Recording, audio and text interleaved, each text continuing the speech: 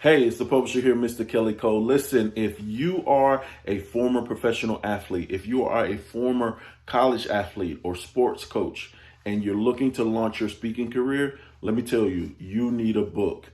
If you're already out there speaking and you want to track more high paid speaking engagements, you need a book. It's not about creating more content to post on social media. It's not about recording a bunch of videos. It's not about doing more podcasts.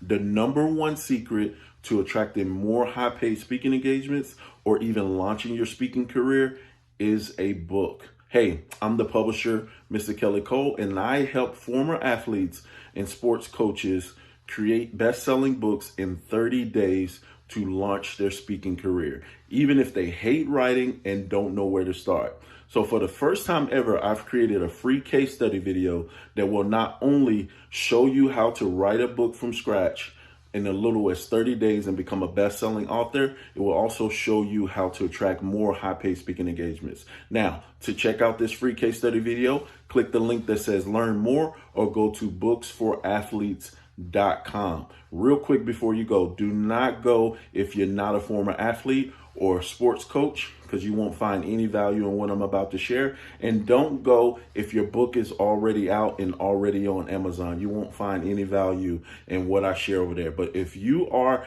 a former athlete or sports coach, know that you need a book, or already out there speaking and you want to launch your speaking career, go check out that link now. Writing a book is not as hard as you think. It doesn't even matter if you don't know where to start. My case study video will show you how to start and get it done and onto the bestsellers list. So go now. Welcome to the Books for Athletes podcast with your host, the publisher, Mr. Kelly Cole.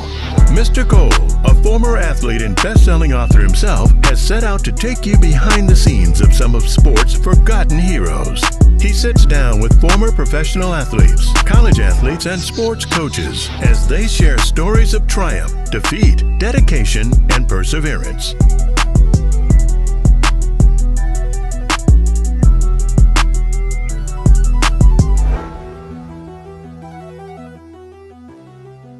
Here's Kelly. What's up, everybody? Welcome to another episode of the Books for Athletes podcast. Today, I got a special guest, a legend, Dereck Whittenburg. How are you, sir?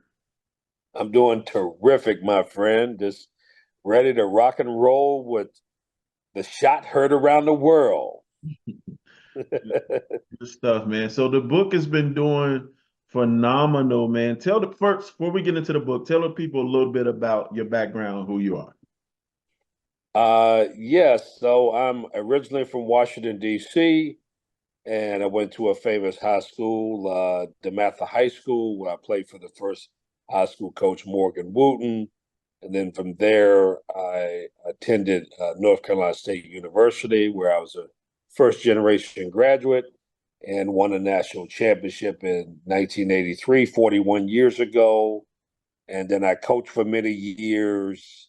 And then I decided to come back. And after I worked for ESPN, I'm now currently ambassador and associate AD at NC State for community affairs and fundraising. So I'm really enjoying being back at my alma mater, being back in Raleigh in North Carolina, and enjoying every minute of it. Good stuff. Good stuff. So what inspired you to write this book? Why did you want to share this story? What's in this book? Well, it's interesting. I always wanted to write a book, and I talked about it in my mind. I kind of knew what I wanted to do. I'm busy running around doing a bunch of things, and I just decided I need some help. So very quietly, I was watching this guy with his glasses, right? And he started his athletes' books. And I just followed him for about 6 or 7 months and tried to figure out, what's this guy's about. He's writing his books about athletes. He's helping athletes write books. And I listened to a couple of videos he had and how he's helping athletes do this. And I decided to pick up the phone and call this guy named Kelly Cole.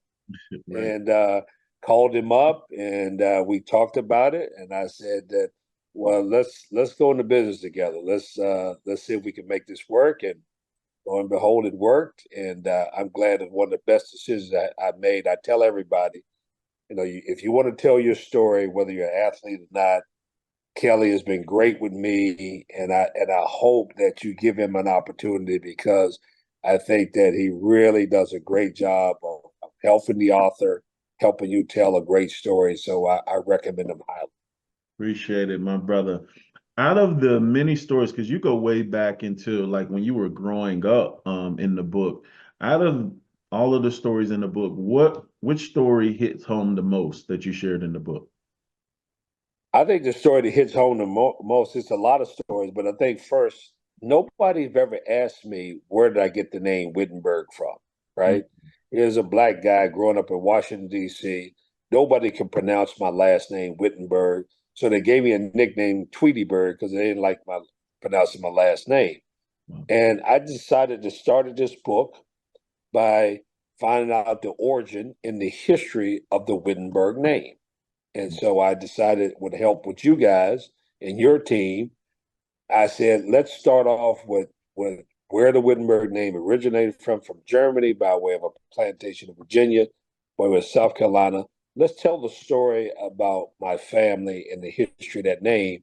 And I think that's what really captures folks, that nobody's ever thought about that, asking all these years I've been on national TV with the Jimmy V Foundation and NC State National, nobody knew where the Wittenberg name came from. And I think that was a very important piece to starting this book and starting this story from that starting point.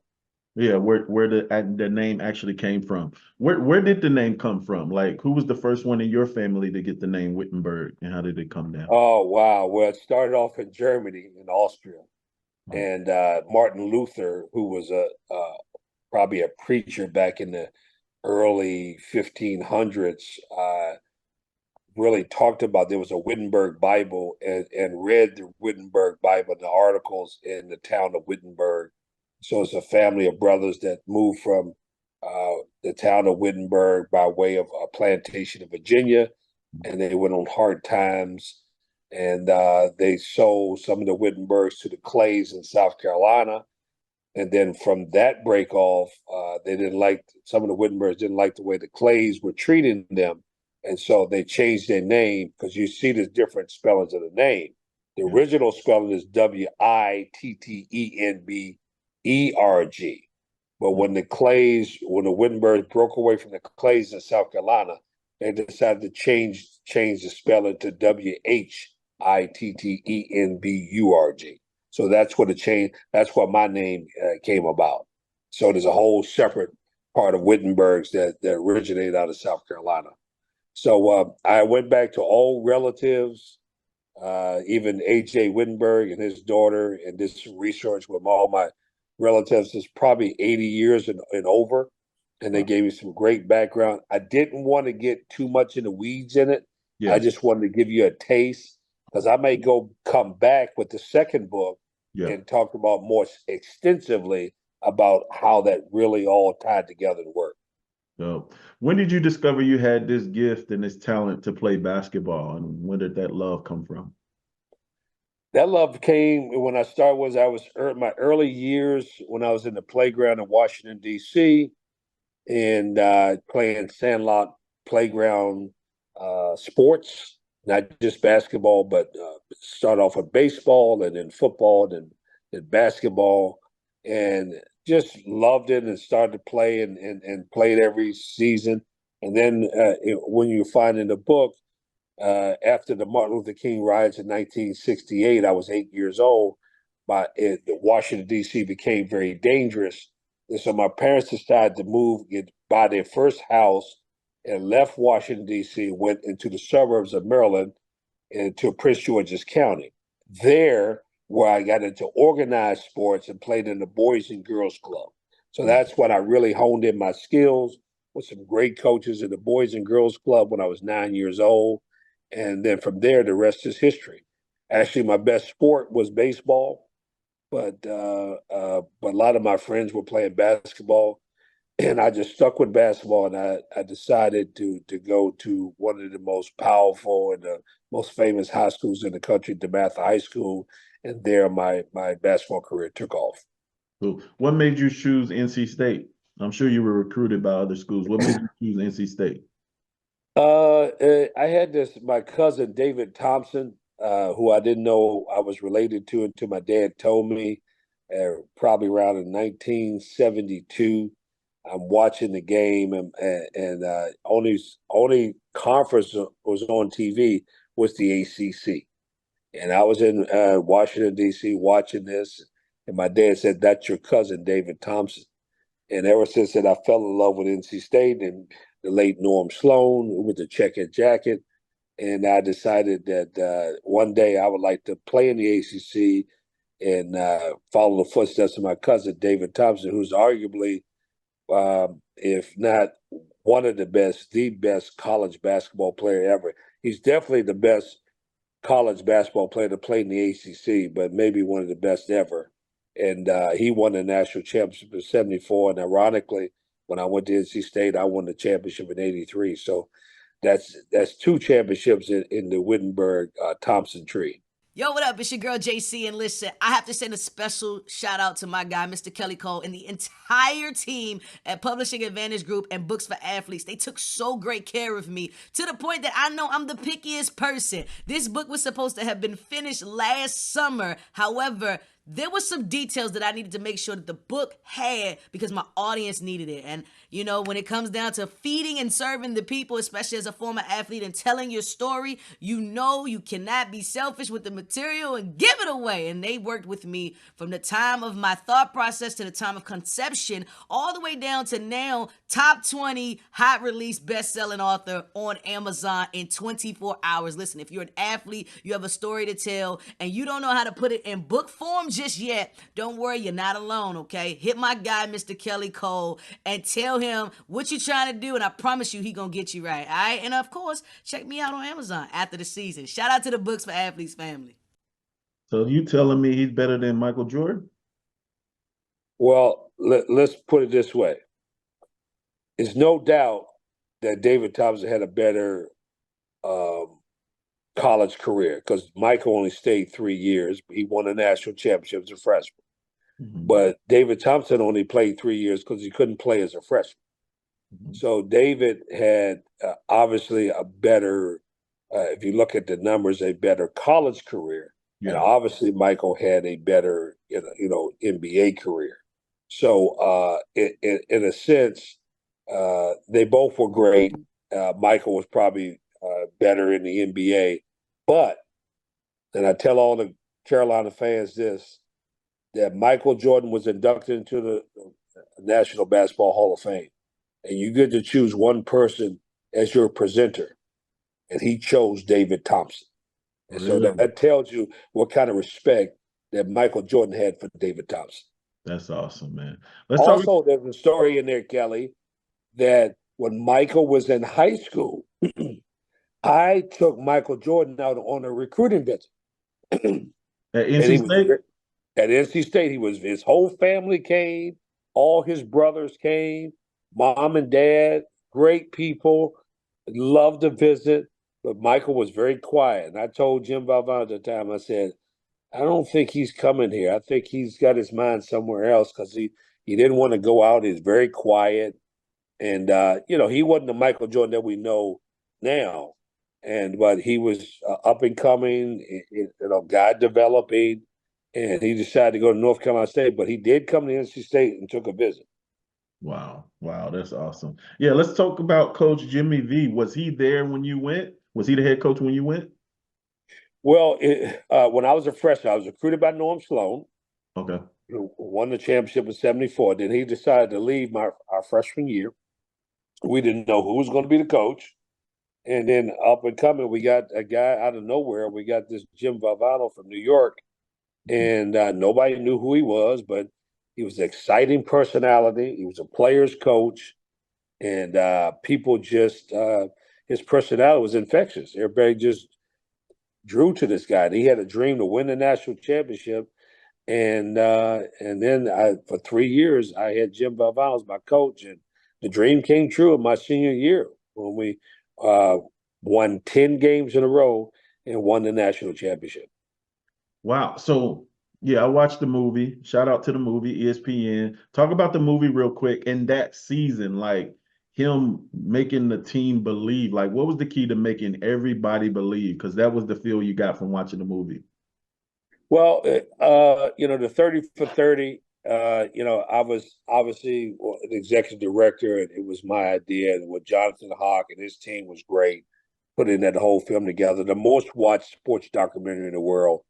We wanted to tell a story about that journey. Everybody always remembered the last play and last game, but it was a 10-game stretch. During that season, I got hurt about 10 games into it against Virginia at 27 points and a half, and they said that I would never come back and play. And so our team, when I was out, the team took a little downfall, and then they really started to get better. And I came back with 3 games left in the regular season, and we lost 2 of those. And then we got ourselves together and won that Wake Forest game at home. And then we went into the ACC tournament, which we had to win the tournament to get in the NCAA tournament. Yeah. And we won the ACC tournament against Ralph Sampson. And then we won 6 games to win the national championship. So what a run, incredible run. And Valvano made us believe that, all things are possible. We can beat anybody. But it was all about the process. He would put us in position to win. When he put us in position to win, the players got to finish the game. That's it. That's it. Talk about him practicing. Didn't y'all practice cutting down the nets? Yes, we did. I mean, a vision is a dream with a plan, and all things are possible. And if you can visualize it, it can come true. And I think that was part of his plan, is to make us believe that it can happen. So let's practice like we won the championship and go up and cut the nets down. We did that. And we did that several times, and it stuck in my mind. I even used that same tactic when I went to Wagner College, and I won I took him to their first NCAA tournament and won the championship. I practiced cutting down the nets. So if you Wow. visualize it, you can make it happen. Wow. Wow.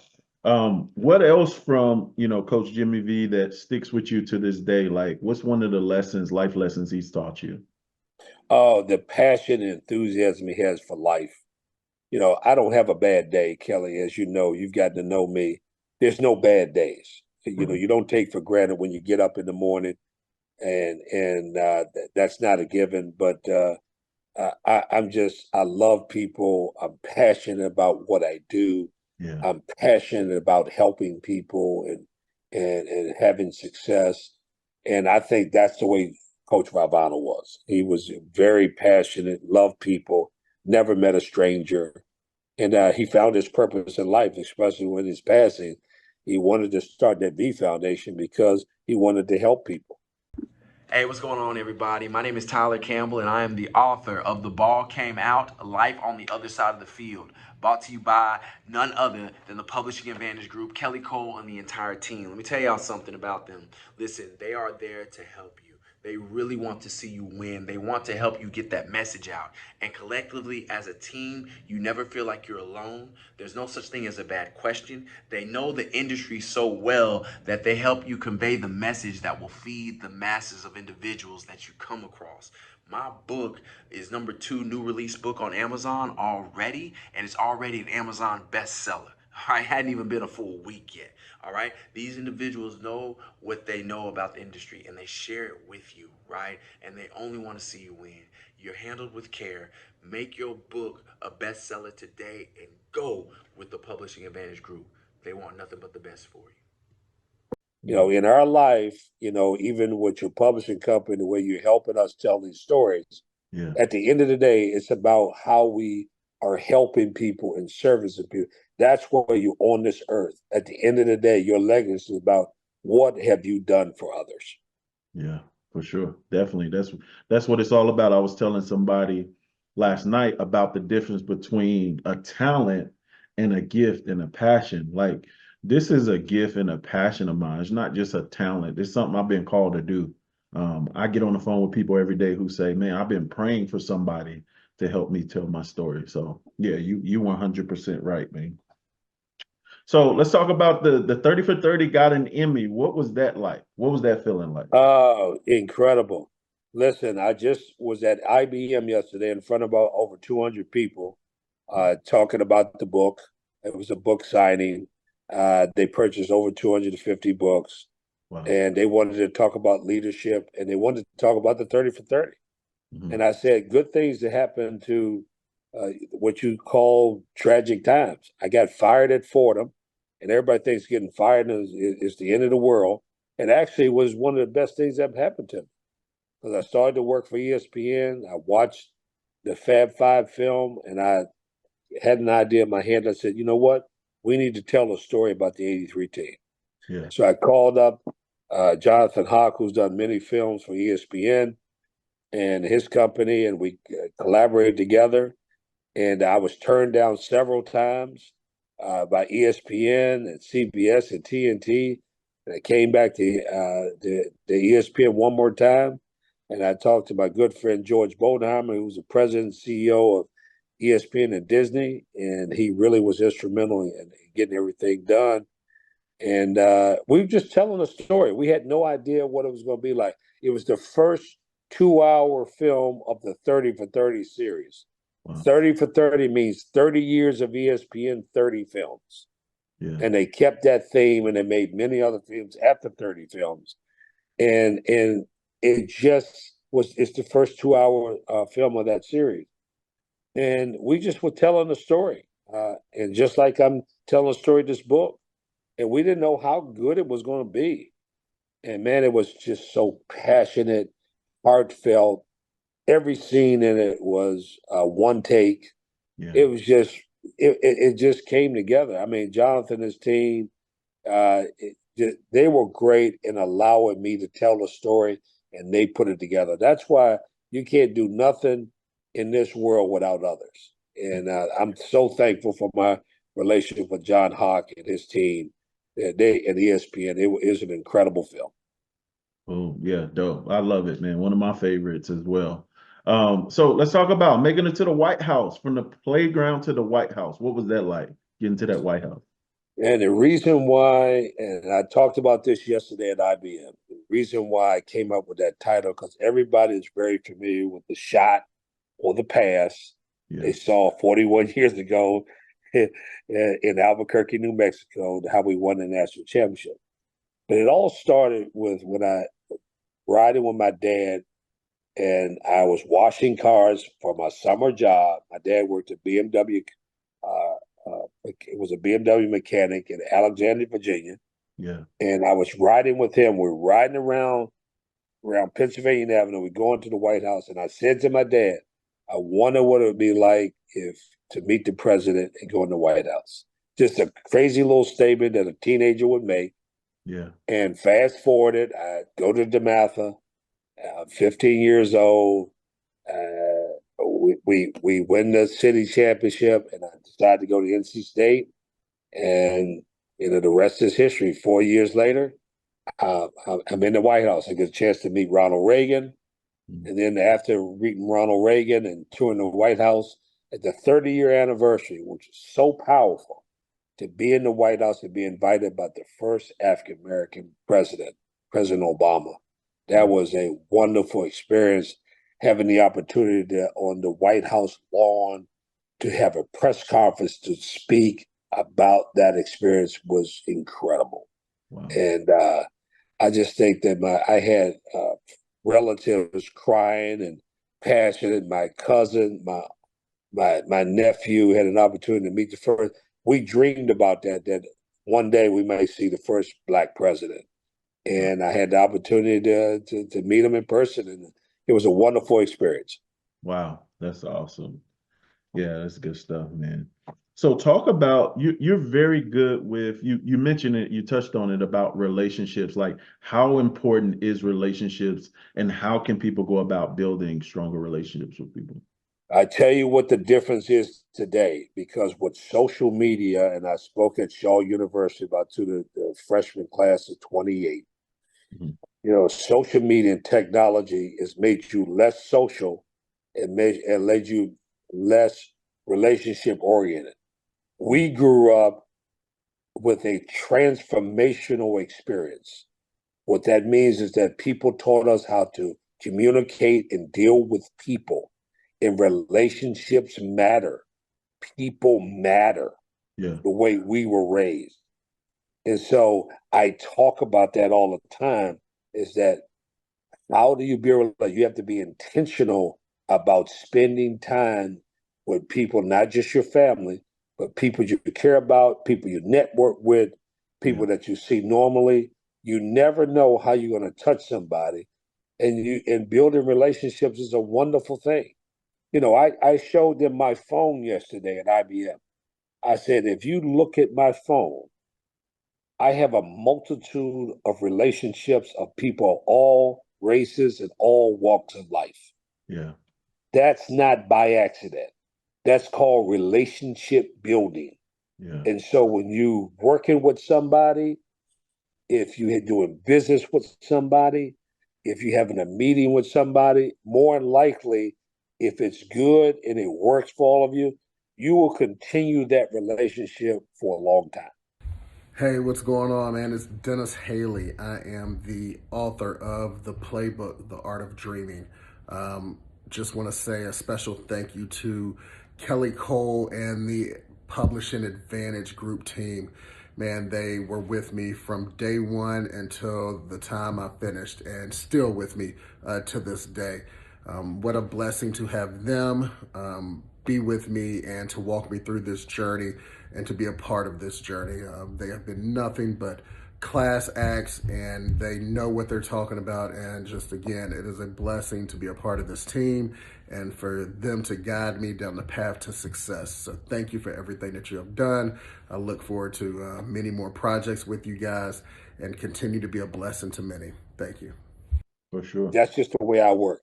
And even when I told you, Kelly, when we just started to go to business, I said, listen, man, this is not going to be a one-off. Mm-hmm. Hopefully we're going to work together, not just do one book or two books, but I'm sharing this with all my friends and all my contacts. I want to brag about the great work that you do. That's relationship. That's intentional. Yeah. That's what we are about. So we have to share that and make people understand it would work for them as well. So relationships is about caring, loving, and being intentional about spending time with not just your loved ones, but people of all walks of life. Yeah. That's it. That's what it's about. Like you said, and you've kept your word. So I want people to know you're not a person who just says stuff. It's definitely been a relationship, man. It's family. You and your wife. Like your wife cracks me up. Y'all both are characters. Y'all need a reality show.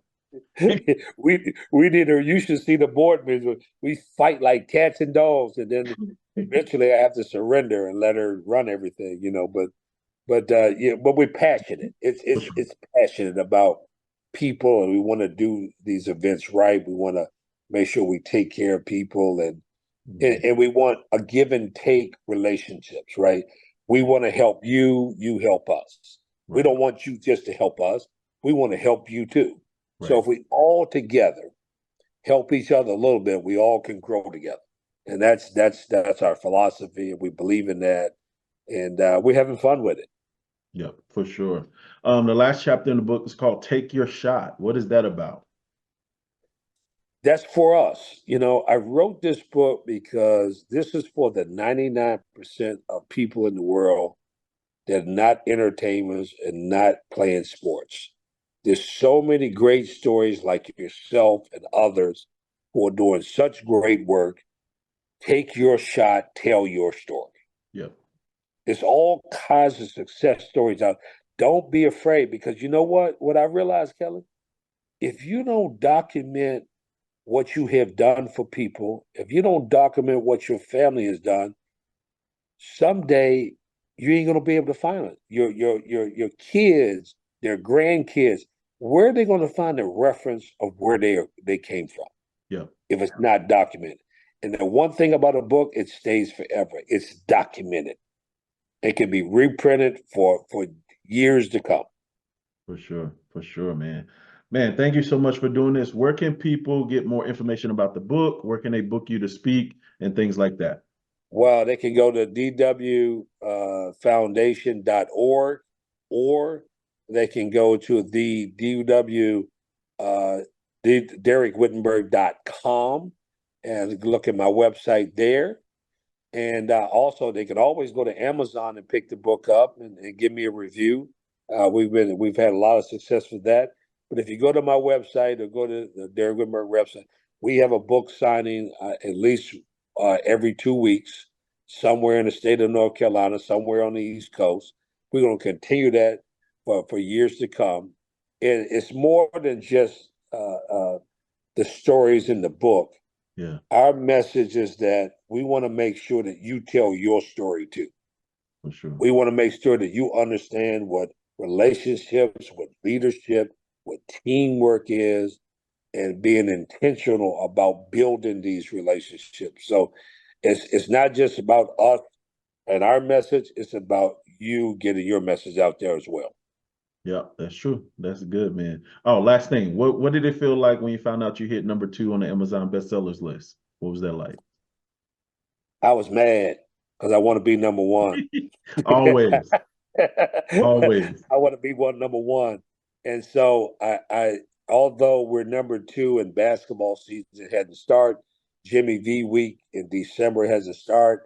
Yeah. I haven't gotten on ESPN yet, which that's going to happen. I haven't gotten on the ACC network. That hasn't happened yet, but it's all going to happen. I'm going to get on the ABC show. I'm going to be on so many other shows and telling the story. And I tell people all the time, my NC State brand and Dereck Whittenburg brand is all the same, all inclusive. I came here to NC State not just to be trained, but to be educated. And I'm spreading the word that athletes, your success story doesn't end with your 4 years in college. It continues for the rest of your life.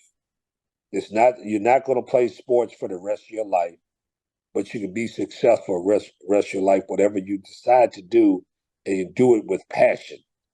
And so I'm so excited every day to share this message, not just to athletes, but everybody of all walks of life, junior high school kids, parents, everybody can get the message from this book that we put together, Kelly. And I think that's going to be a beautiful thing that people can learn so much about themselves and about the history of their families. I think it's a wonderful thing. For sure. Last question. What would you tell the athlete that's on the fence about working with us and going ahead and getting their book done? What would you tell them? I would tell them, don't wait. Tell your story. Your story is so important that we all impact certain different people in all walks of life. And your story may resonate with somebody else. I don't have a lot of stories in there that I didn't do drugs. I didn't have that kind of episode. Other people like Al Wood, who has a great story. I'm trying to get him to write a book. He had alcoholism in his family. And so he's thinking about writing a book and telling. He has a great story. He's a #2 pick for UNC. There's all kinds of great stories out there. And it may resonate what your trials and tribulations were. It may resonate to somebody else. And that's a good thing. So everybody has their own journey. Guys, don't wait to tell your story. Your story is important to so many. That's it. That's good. Can't close it out no better than that. Thank you so much, sir. Let's keep making it happen. All right. Appreciate you. See you soon. All right, man. Take care. Okay. Bye-bye. Listen, thanks so much for checking out this episode of the Books for Athletes podcast. Do me a favor. Please like, comment, subscribe, and share this episode. We want to help more athletes tell their story. We want to help more athletes get their story out. So if you could support this podcast, all I need you to do is like, comment, share, and please subscribe to my channel so we can grow on YouTube and start monetizing this channel. All right. If you prefer to listen, we're on all podcast listening platforms as well. Apple, Spotify, Google Podcasts, and more. Wherever you are, please like, subscribe, comment, and please share this episode with someone. And I appreciate you. I'll see you on the next one.